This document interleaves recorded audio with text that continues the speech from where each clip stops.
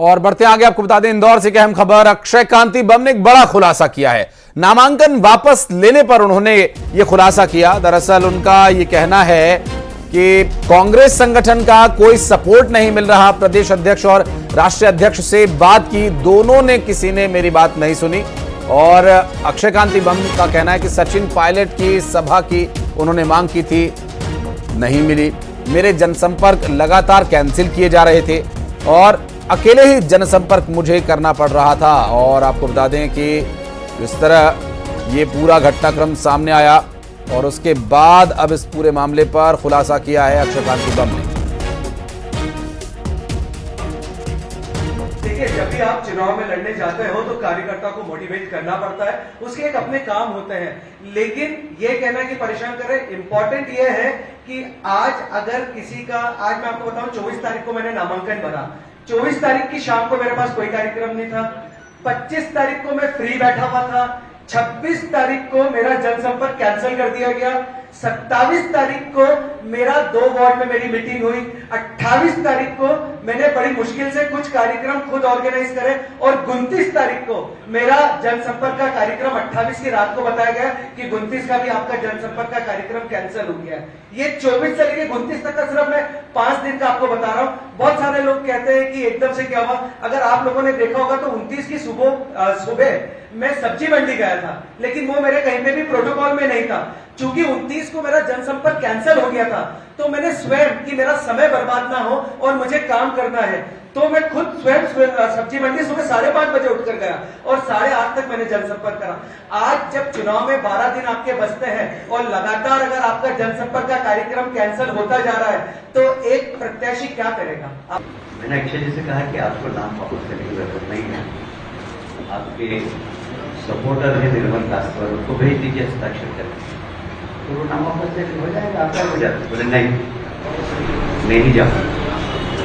मैं संदेश देना चाहता हूँ कांग्रेस को, मैं अपनी इच्छा से फॉर्म वापस करूँ। नहीं तो निर्मल कासेवाली उनके परिवार के सदस्य थे, ये हस्ताक्षर करके वो भेज देते, फॉर्म उनका सुलभ हो जाता। पर इन्होंने हिम्मत से कहा मैं अक्षय की तारीफ करूँ, उनमें इतनी हिम्मत। मैंने कहा भाई तुम जा रहे हो तो कांग्रेस के लोग ये वो सब बोले नहीं मैं अकेला जाऊँगा और ऑफिस में क्या नहीं, मैं इसके साथ बैठता हूँ। और मिथिलेश हमारे सहयोगी इस वक्त हमारे साथ जुड़ गए, उनसे बात करेंगे। मिथिलेश, ये बड़ी चिंता का कारण हो सकता है अक्षय कांति बम के लिए रहा हो, लेकिन क्या उन्हें इस बारे में बताना, ये खुलासा करना इस वक्त उनके राजनीतिक छवि के लिए आवश्यक था, जिसके लिए उन्होंने इस बारे में बताया कि कोई सपोर्ट ही नहीं मिल रहा था, इस वजह से ऐसा करना पड़ा? आशीष, सबसे पहले मैं आपको बताना चाहूंगा कि आखिर इसकी आवश्यकता क्यों पड़ी, इस बात को समझना होगा। बीजेपी की बड़ी नेता, वरिष्ठ नेता है, पूर्व लोकसभा स्पीकर सुमित्रा महाजन का एक बयान सामने आता है।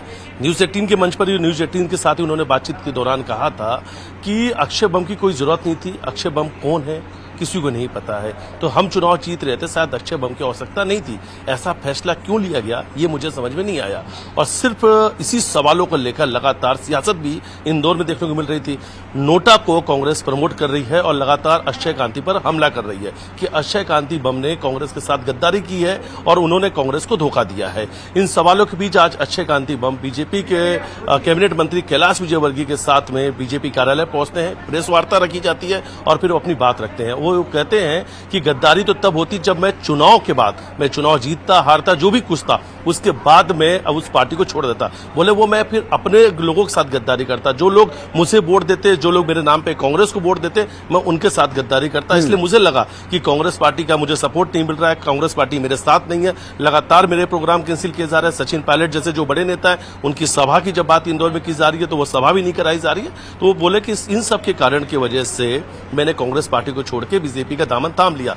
निगेटिव सोच, नकारात्मक सोच पे कांग्रेस काम कर रही है और मैं उस सोच के साथ कांग्रेस पार्टी में नहीं रह सकता था। इन सवालों के जवाब उन्होंने मीडिया के सामने रखे। खुलकर उन्होंने आज अपनी बात रखी, कहा कि ये मेरे खुद का फैसला है, मेरे परिवार का फैसला है और भारतीय जनता पार्टी के साथ में हूं, सनातन धर्म के साथ में हूं, लेकिन उसकी साफ वजह यह है कि कांग्रेस पार्टी ने मुझे एक भी दिन सपोर्ट नहीं किया। कांग्रेस पार्टी के किसी भी बड़े नेता ने मुझसे संपर्क नहीं किया और मुझे बीच मझधार में छोड़ दिया था। भले ये चुनाव में लड़ रहा था, लेकिन ईमानदारी के साथ चुनाव लड़ना चाह रहा था, लेकिन कांग्रेस पार्टी ने शायद मेरा साथ दिया होता तो आज वो पार्टी में नहीं छोड़ता। लेकिन उनके नकारात्मक सोच और कांग्रेस पार्टी का जो रवैया था उसकी वजह से आज उन्होंने कांग्रेस पार्टी को छोड़कर बीजेपी का दामन थाम लिया। इसी बीच में कैलाश विजयवर्गीय का भी आज एक बड़ा बयान सामने आया कि उन्होंने कहा कि कमलनाथ का वो स्वागत करते हैं। अगर कमलनाथ अकेले आएंगे तो इस पार्टी में उनका स्वागत था, लेकिन सभी को लेकर आएंगे तो फिर बीजेपी में स्वागत नहीं, क्योंकि बीजेपी डस्टबिन नहीं है जो हर कचरा को अपनी पार्टी में रख ले। ये बड़ा बयान उन्होंने दिया है। उन्होंने कहा है कि अक्षय कांति बम के साहस को भी मैं सलाम करता हूं। शायद अक्षय कांति बम की जहां कोई और दूसरा कैंडिडेट होता तो वो शायद ये जो उन्होंने जिस तरीके से पार्टी को छोड़ा है शायद वो कोई दूसरा और नहीं कर सकता था। इसके साथ ही अक्षय कांति बम ने कहा कि सब्स्टिट्यूट कैंडिडेट को लेकर जो बात चल रही है, बकायदा फॉर्म के अंदर सब्स्टिट्यूट जो कैंडिडेट है विकल्प के तौर पे जिसका नाम डाला गया था मोती सिंह पटेल, वो नाम था, तो शायद उनके जो फॉर्म थे वो फॉर्म का जो नामांकन था वो सही तरीके से क्यों नहीं भराया गया। जब आपने व्यू फॉर्म अगर सही फॉर्म भराते तो जब मैंने फॉर्म वापस लिया तो 11 साढ़े 11 बजे का वक्त था।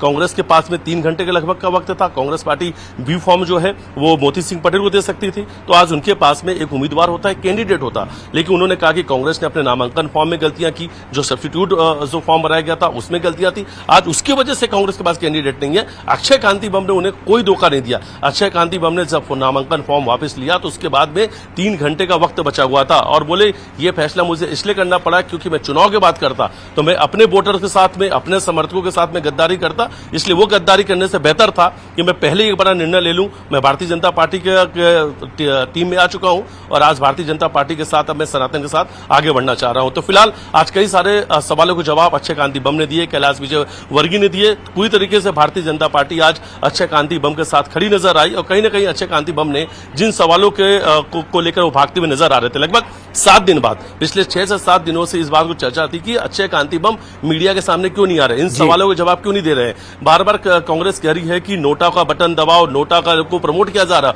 और कहीं ना कहीं इस बार नोटा को लेकर एक बड़ा सियासत भी इंदौर में देखने को मिल रहा है। स्वाभाविक है और ये उनकी राजनीतिक छवि के लिए भी आवश्यकता है, क्योंकि कई लोग सवाल उठा रहे थे कि ऐसे समय में पार्टी को धोखा दे रहे हैं और खुद कांग्रेस भी इस बारे में बार बार बात कर रही है। तो अक्षय कांति बम का इस पर स्पष्टीकरण देना स्वाभाविक है। बहुत शुक्रिया आपका इस पूरे मामले पर जानकारी देने के लिए मिथिलेश। और चलिए बढ़ते आगे, फटाफट अंदाज में खबरें आपको दिखाएंगे। सुपरफास्ट 100 पर नजर डालते हैं।